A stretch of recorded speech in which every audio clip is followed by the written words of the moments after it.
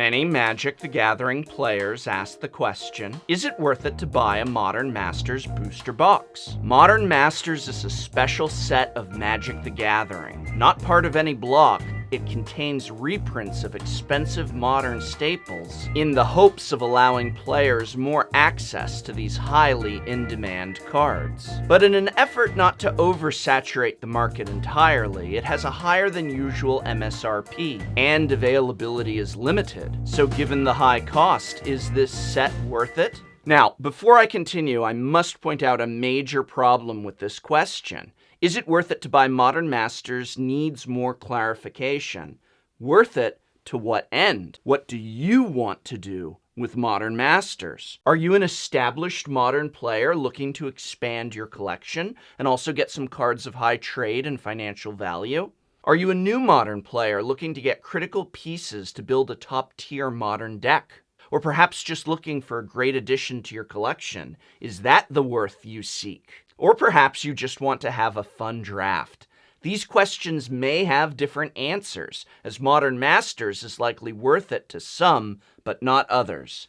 Let's take a look. Let's start with the first and I feel most important thing to recognize about Modern Masters boxes. You will not get anywhere near the components needed to build a modern deck from your Modern Masters box. This is a recurring perception problem on the part of many players, which is the incorrect idea that the way to go from having no deck to having a deck is through buying boosters. This is not true for Standard, and it is not true for Modern.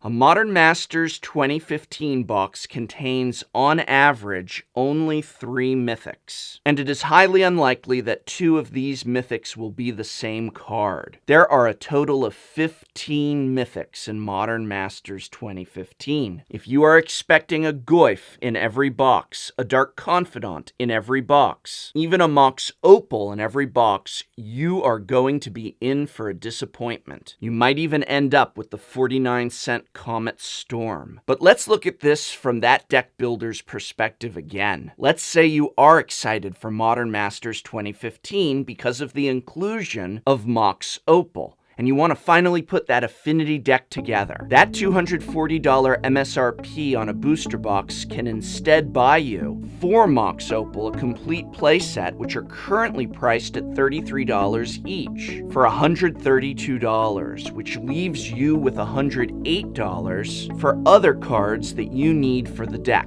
A playset perhaps of the missing Ink Moths, or a playset of the ever-versatile Spellskites. Either way, you're going to get the pieces that you need much more effectively by just spending the cash on the singles. Heck, for $240 buying only Modern Masters singles, you can build your own box of mythics and rares for a much better value. Because of the average of 3 mythics per box, if you do have your heart set on cracking packs, you should consider instead drafting. This is a better use of your cash because you'll get the opportunity to play Magic, fancy that, and in the long run, in the long term, better chances over about 8 drafts of getting more than 3 mythics. The opportunity for bonus packs or pulling any specific commons, uncommons, or rares that you need for your constructed decks. So what about for those of us who like to gamble and who are considering breaking open boxes for big bucks? Consider this. While Modern Masters has the potential to strike it big, the likelihood of this is very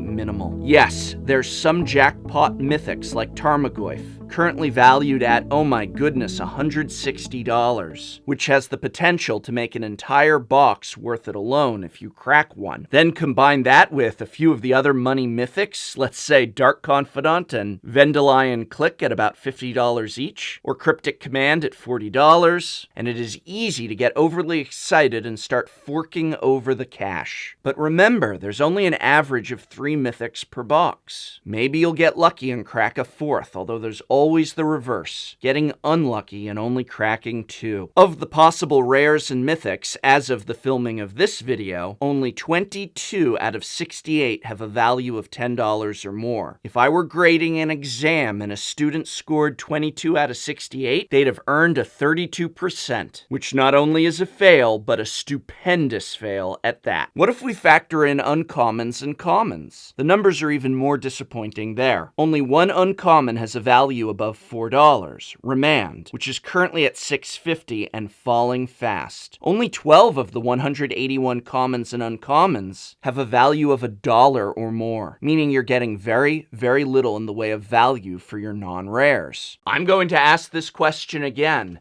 Why are these packs $10 each exactly? What determined that Wizards of the Coast is going to set the prices right there? Booster packs that aren't worth their own cost is nothing new. They have long been a gamble. But $10 boosters? This creates a terrible climate. This is Wizards of the Coast saying to kids, saying to teenagers, saying to adults who are on a fixed or tight budget that this product is not for them. It may even be saying that this game is not for them. I do not like this trend of making the game more and more expensive, especially when there is no reason for it, beyond the fact that there are people willing to pay it. The lack of financial value in these packs can be explained away by design error, but the cost? Pure, cynical, and reckless greed. That's not what this company should be putting out. Wizards of the Coast, you are already filthy rich. Look in the mirror and realign your goal from making as much money as possible, no matter what, to making the best product possible, first and foremost.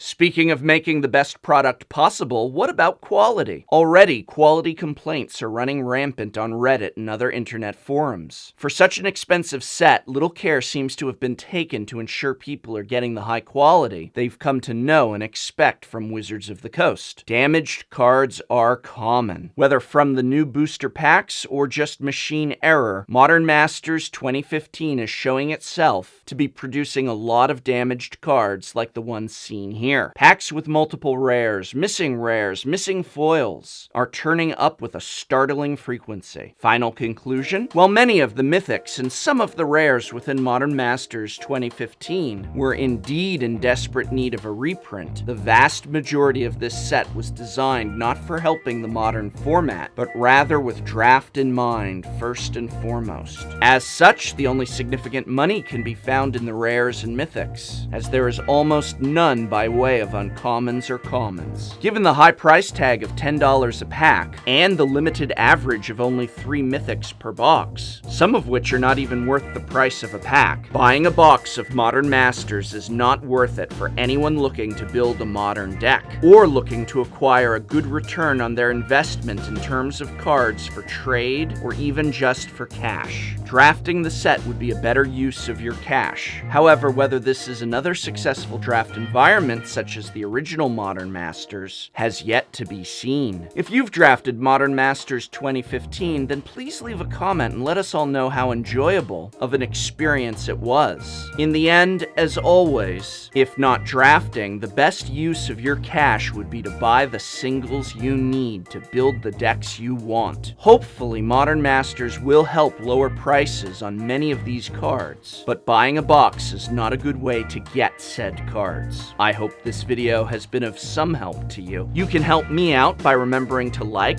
share, subscribe, or even just by leaving a comment. And remember, you can't buy Modern Masters at Target or Walmart. You can't draft it there or play pre-release there either. So when spending your money, try and spend it where you spend time playing Magic. And that's at your local game store whenever possible. You're supporting your Magic community.